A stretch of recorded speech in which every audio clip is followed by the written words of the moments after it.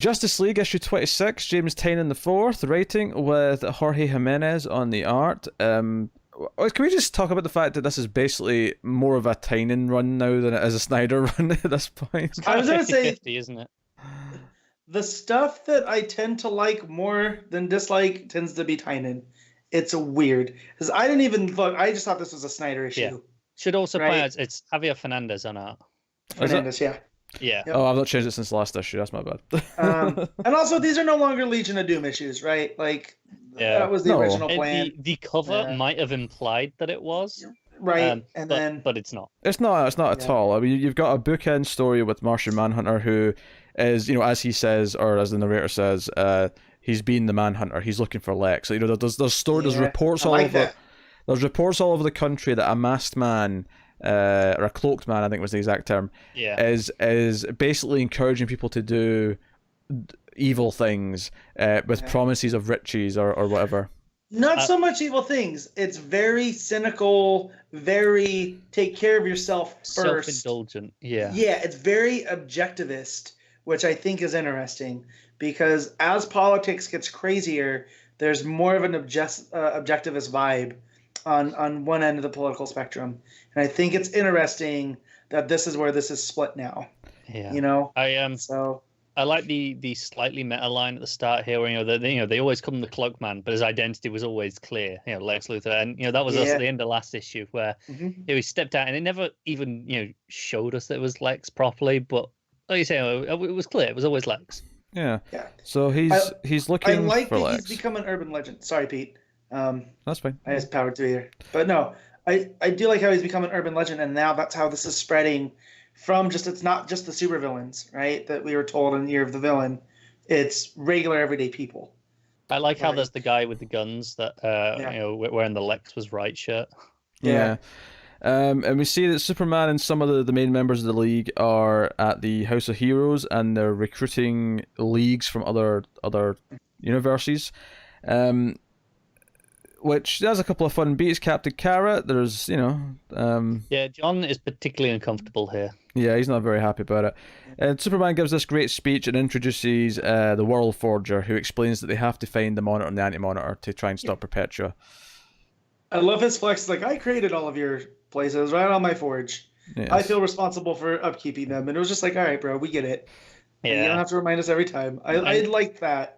It was during this section that addressed kind of the metaverse I was talking about earlier, where like, hey, when the Source Wall fell in our Earth, that's when it affected all of kind of the idea that there is the prime of the metaverse. Yeah, it's linking up just a little bit, which is nice. There's even Batman Beyond there at one point. Just there's a lot of fun cameos in the background if you want to look at them. So the team that looks like the Justice League that's on that page. That's not the Justice League. It's the Avengers, but in the Justice League, right? It's got the big bald purple guy. What page is this? This is the double page with in the House of Heroes. The double page, right? Yeah. So whereabouts, Matt? So it's right behind Superman, where it says thanks. Yeah, and they've got like an Iron Man looking character, a Cap, Spider-Man. Do we remember what Earth this is? That's very Spider-Man, and that is like a cross between Hawkeye and Nebula.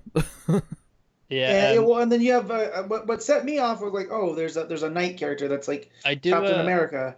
I do remember that being in Multiversity though. Okay. Because there was the Earth that was just Marvel.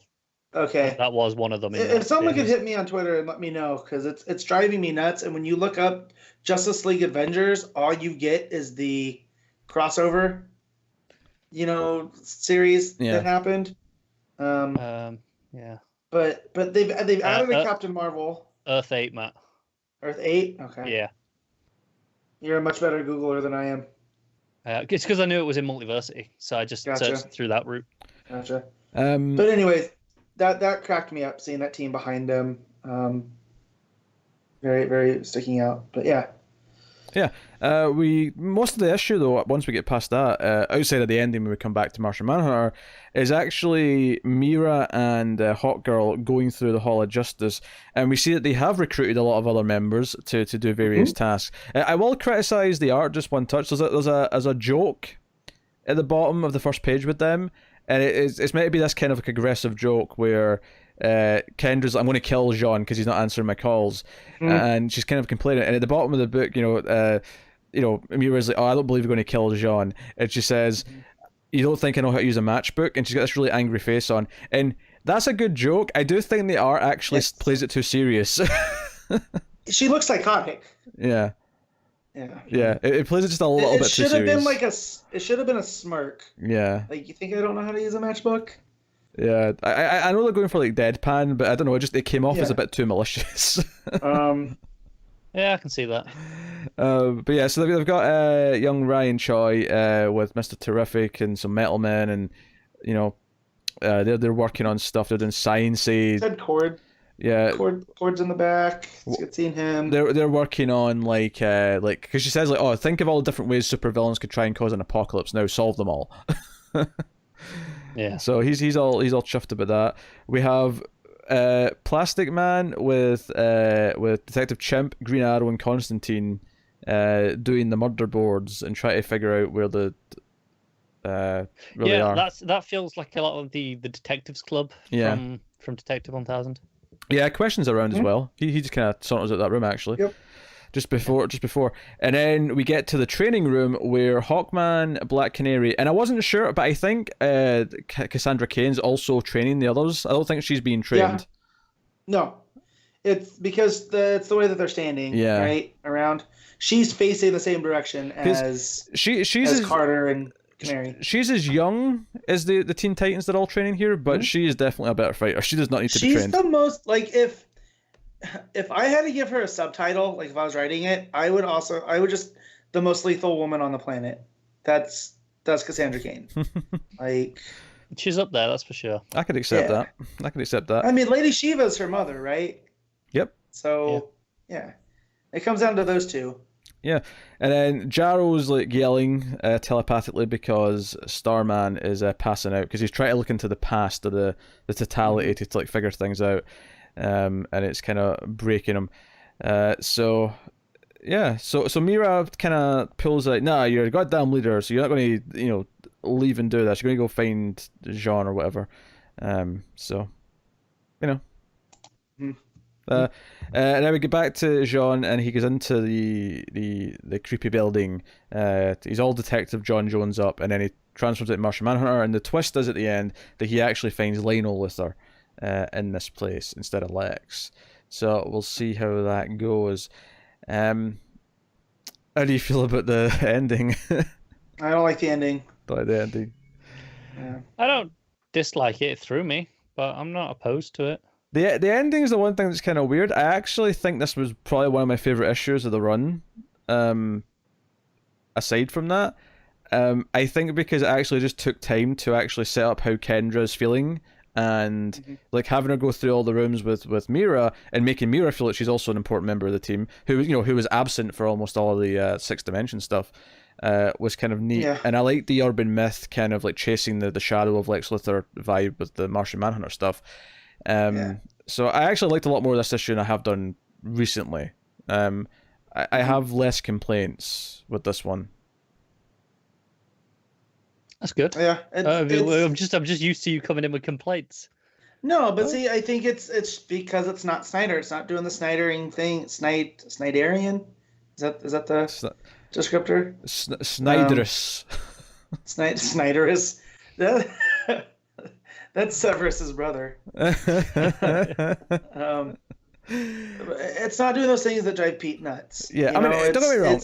Like when they're talking to the other like Justice Leagues and stuff in the House of Heroes, like they're talking about this thing that's coming so big that we're all going to have to band together, and the World Force is like, oh, we need the Monitor and the Anti-Monitor, right? That's this huge like earth-shaking stuff it is, but I like that they're building to it, and that most of this issue is actually let's prepare, let's have characters actually slow down for a little bit, and sort of what are we feeling right now.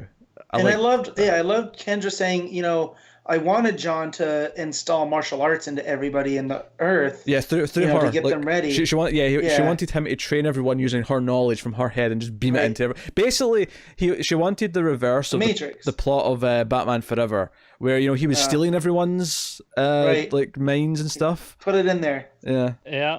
Yeah, so I like that's how much she's willing to go in it, you know. But it's Tynan. I've tended to like the Tynan stuff more than the Snyder stuff. That said, I'm enjoying it more than Pete is, but yeah. No, I think this issue slowed down a little bit. It'd be nice to keep it going for a few issues just to let us really grasp where everyone is. I don't expect it to though. I'm expecting the next one to just immediately drive it into, you know, ridiculous territory, because that's what this book's been doing. Every time I think I'm about to get kind of what I want, it just ends too quickly, and we go barreling into like rushing through whatever the next plot is, which is my main complaint with the book. But this issue I thought was really solid. The Lionel Luthor cliffhanger at the end, it's like, okay, why is Lionel back? You know, what's he doing here? Was he ever really gone? Because we still don't know about the doorknob. You know what I mean? Like, we know it was there, but we don't know the hows and whys. I'm sure Lionel has to do with that. You know, he's the prophet of doom. Yeah, no doubt. So Connor's been oddly quiet for the book that he's usually the one championing. So no, I don't realize this. I like I like the the stuff with Kendra in particular. Talking about how beaming the stuff in, her taking it so seriously. I think it's interesting to see her step up when John's kind of just off doing his own thing. And given that he's supposed to be the leader, he feels like he's just concerned with his own agenda instead of actually leading, and she's having to do the bulk of it here. I think that's an interesting dynamic to play with. Also, we Shane don't usually see her as a leader, do we? No. No.